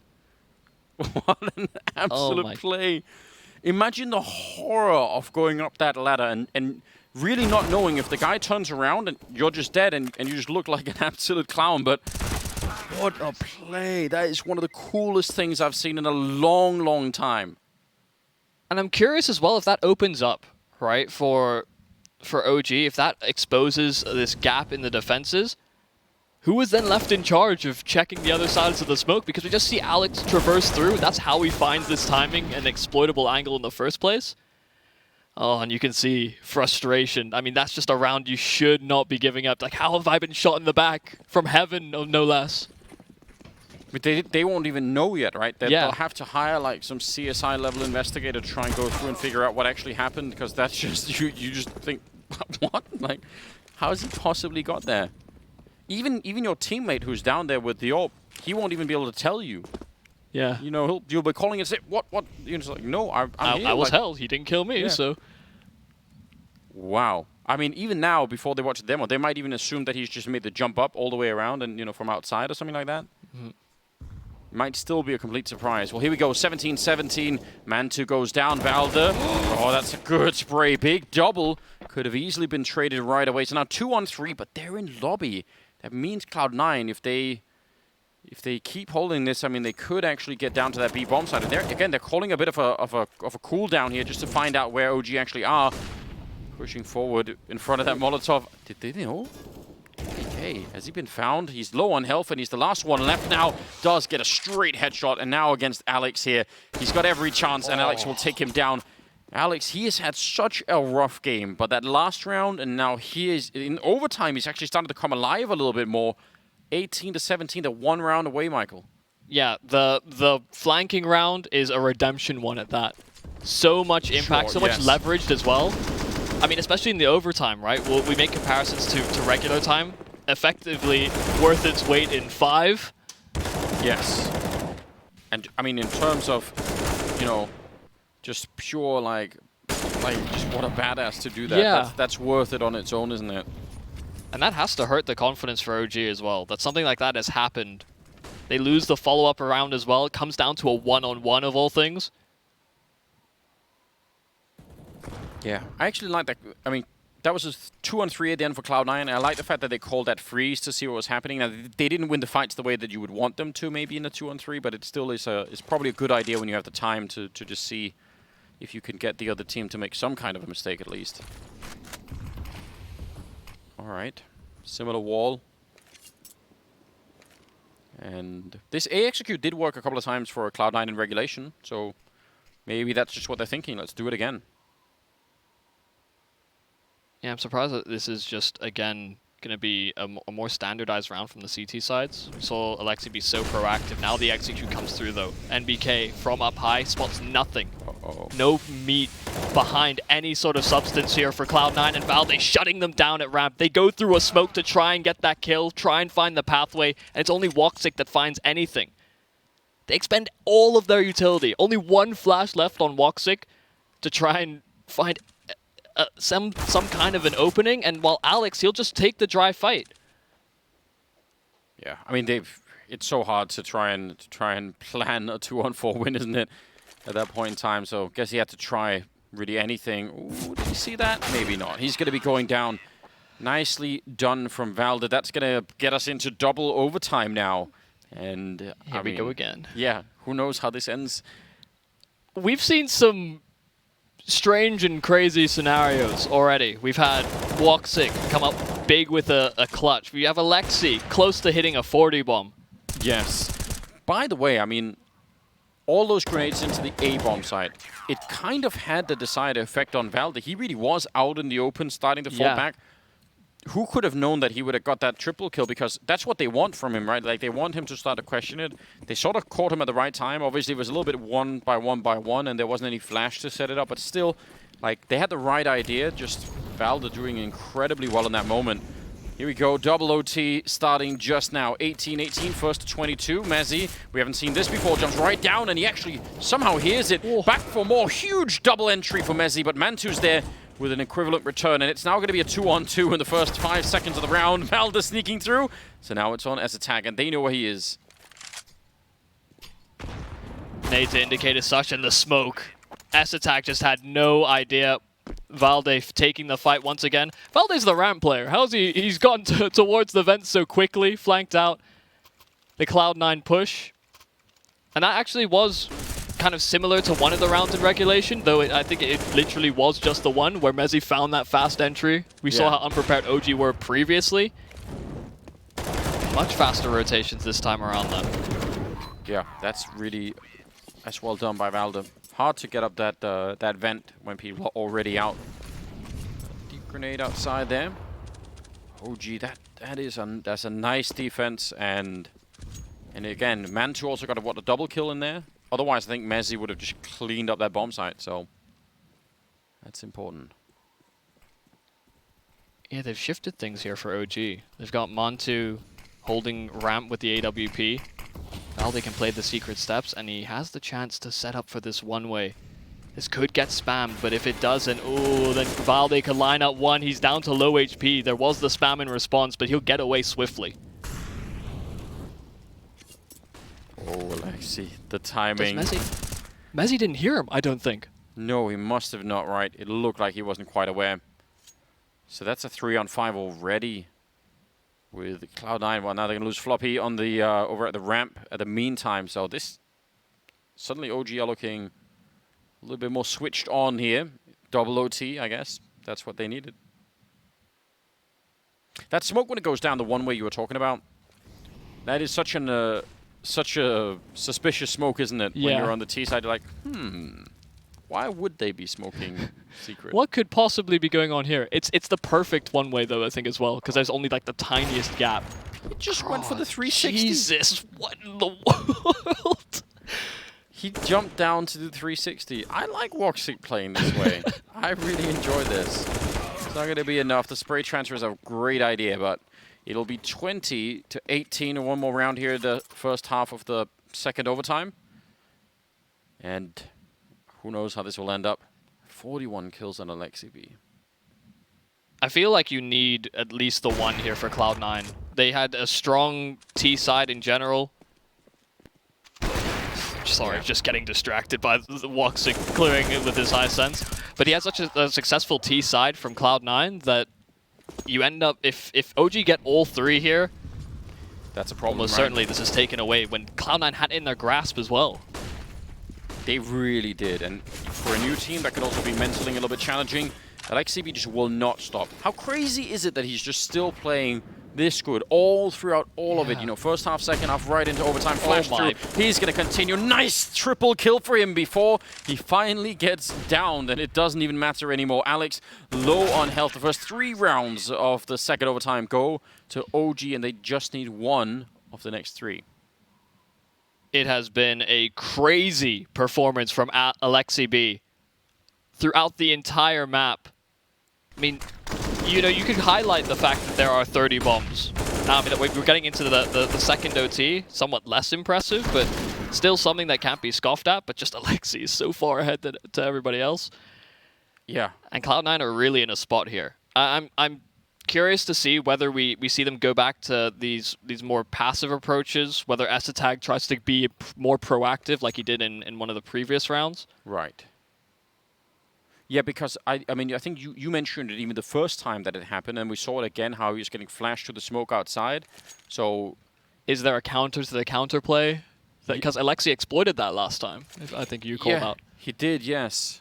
I mean, you could try and, I mean, if you really wanted to go deep with it, right, maybe you put Esatag down the secret stairs, and then you flash away through, like, you pretend to flash away through the smoke, but he actually comes up the secret stairs instead. Like, that could be an interesting wrinkle, but I guess the trouble sometimes when you're this deep in a game with trying to do those proactive plays is that nobody really wants to be the person to make that mistake. Although that kind of thinking is also usually what loses you the game, because if you just start saying, well, just play passive and normal, guys. Also, whether or not they noticed exactly what happened. Right, right. Well, we're about to find out, ladies and gentlemen. 21-18. They just need one more round on the board, man, too. That is a lot of damage on the Esatag, so don't think he's going to be flashed through any smokes anytime soon. Yeah, really passive setup here from Cloud9 to start. And that could have been a swinging fight to allow a bit more breathing room for either side. How did Alex take that much damage? Did he also get wall banged somewhere? Maybe this? That's... Yeah, surely must have been. 22 and 16 health on those two. Not exactly making it easy. Now, what's the one thing OG have to remember in this on this T side? It's I mean, don't run out of time. Yeah. For the love of God. Whatever you do, don't run out of time. They're really gunning for the Rolex sponsorship. I know. Someone needs to do that one. It used to be Navi. Maybe OG could start to say, you know what? That's the time. Alexi B looking to see if he could maybe beat that smoke a little bit. Mezzi. Well, he did spot it out. That's some good information. 40 seconds. They are coming down the ramp as well. Esatag even low on health. Still lethal and taking down Isa. 30 seconds now, but he's waiting here again. The Vent Whisper, as you mentioned earlier. Mezzy will take him down. I still think it's a cool idea, but can they make it through? 25 seconds, 4 versus 3 right now, and S-Attack, he's been tagged up from the beginning, and they just can't really find him. He even goes straight for the pre-fire. 14 seconds now, the bomb is being planted. Woxic nearly catching a deep grenade in behind, but it's not enough. The bomb has been stopped for the minute by Messi, and now it's another 2-on-2. 6 seconds left, they nearly line up. Messi's almost done it. They're planting on the other side, and he does get the bomb plant. 1-on-1. Valde, a clean headshot here will do it, and he's going to take down Alex. 22-18. OG finally finding a way through. Oh my days, that comes down so close. You talked about it, the time. It had to be a crucial moment. Of course, again, the B-bomb site. Every single time. I wasn't even sure at the end there, by the way. I think that the mic has slipped out. The sweat, it's piled up. They did it, didn't they? I thought at the end there was a nade thrown. Yes. And it just rounded the corner. It didn't do any damage. That's what it looked like to me as well. Oh man. They nearly did it to us again, OG. They nearly lost the time, but finally it came through. Wow, that was only the first map, ladies and gentlemen. There is going to be a second one at least. A Mirage is coming up after the break, so stay tuned.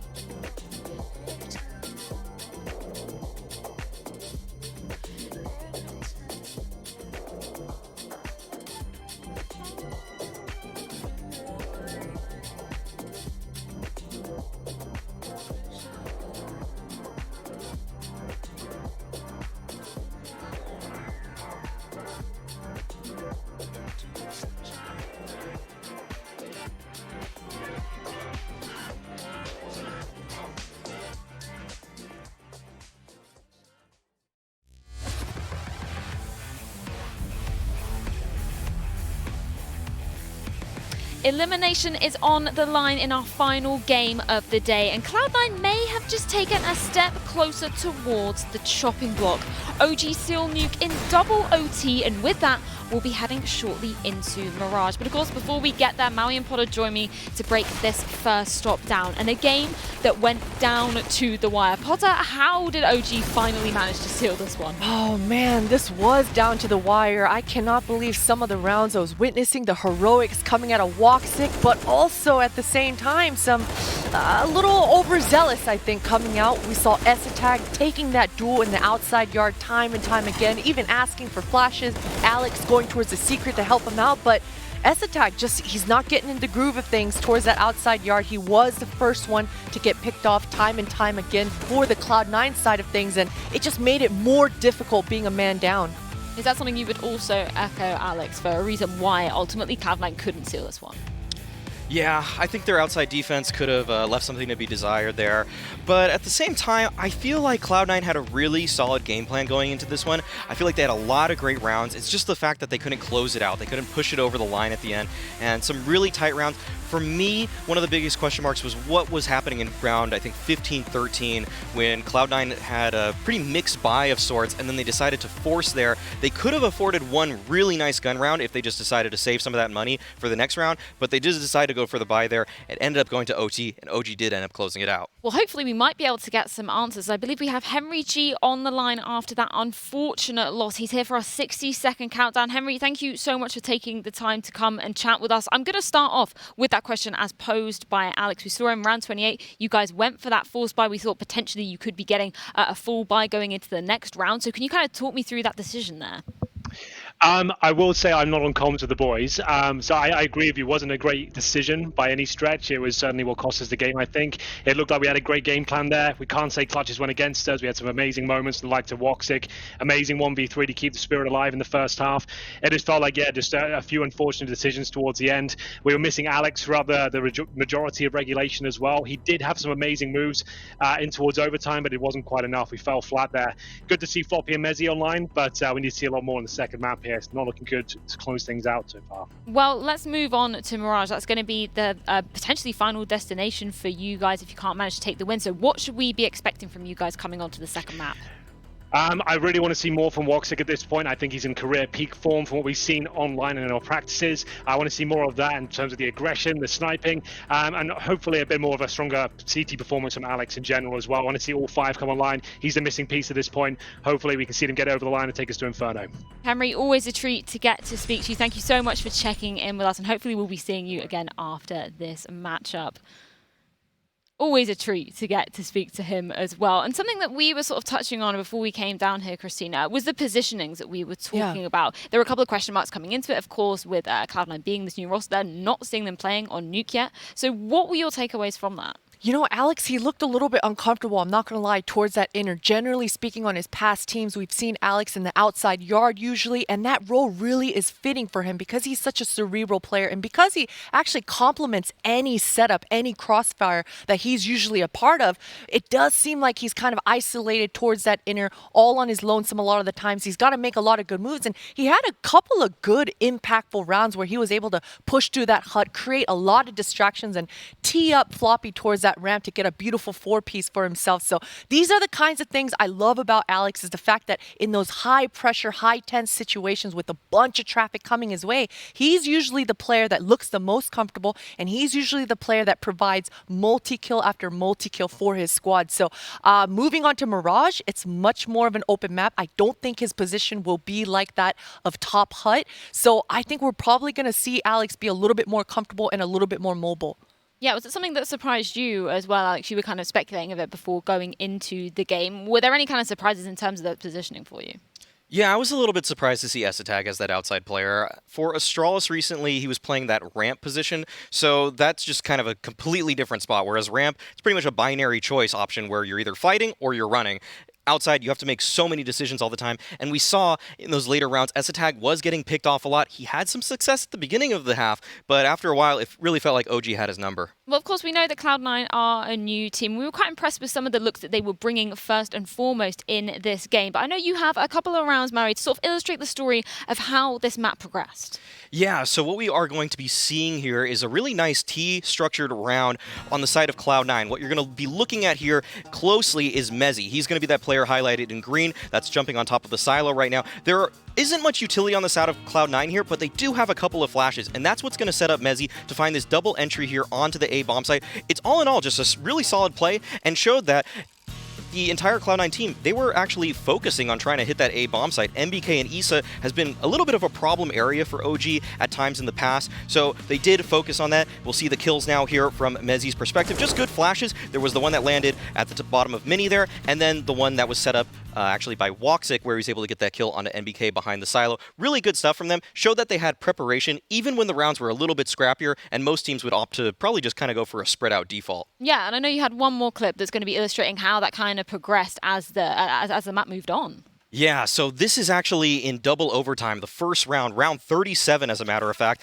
and they're going to try to run the same strategy, and this is generally not a strategy you run with full utility, which they have, given it is the start of overtime, and they're trying to just double dip here with this play. We're going to see actually the same strat come out, but it's going to get picked apart, and that's what we like to see from OG, a team with experience, a team that knows how to adapt, that if they see the same things again, they're going to attempt to try to make this one work, but we'll see that the rotations were so much quicker for OG, and really they just got shut down at this point. Valde even making a really sneaky play, but that's what happens. If you test OG with the same strategy twice, you know that the next time they're going to come out swinging even harder. Well, this is a situation that we are in right now. It's going to be moving on to Mirage, but if Cloud9 can't manage to get that win, they won't have won a single map here at Flashpoint, which is a little bit disheartening to say the least. So, Posa, from your perspective, what should we be looking at from them coming into this map that, again, we haven't seen anything from them yet? I think I'm just going to echo Henry G's statements. Woxic. He seems to be not missing most of his shots. I mean, he seems to be a player that's just heating up right now. It would be a damn shame if he goes out without getting a W under his belt. So this is Mirage. This is a playground for a player like Woxic. He's going to be able to find a lot of holes, find a lot of looks for himself towards that middle. I am a little bit worried. This being a debut on Mirage, we know that the middle area has changed a little bit. The connector player, he's going to have some finesse with his timings, with this now new mid lurk, with the self boost that's available. The timings are all kind of out of whack. The A player, the connector player, the window player, that synergy, it's that dynamic. It has changed here over the past few months. So I'm very curious to see how well Cloud9 adjusts to this and see what they bring to the table. I think it's going to be Mezzi at that connector player. It's where he played on Gamer Legion. It's really your star rifler likes to play that position. But whereas Mezzi was a big fish in a small pond before, now the playing field is so massive. He's playing a top 10 team in the world in OG, so he's really going to be tested today for me. And for me, I really want to see Mezzi step up along with Woxic. The dynamic that those two players have to have, just playing with each other in con and window, that's going to be so important for Cloud9 here. Well, the pressure is certainly on for Cloud9, but somebody else who's going to be feeling the heat, it's going to be Semler, man. We were looking at it before we came on air. Pinnacle predictions, he is right down at the bottom, and he has predicted Cloud9. And of course, there's going to be a forfeit for the loser of our Pinnacle predictions coming up in the blind spot. You don't want to miss out. But of course, you won't want to be missing our second map in this series. One last chance for Cloud9 to redeem themselves. It's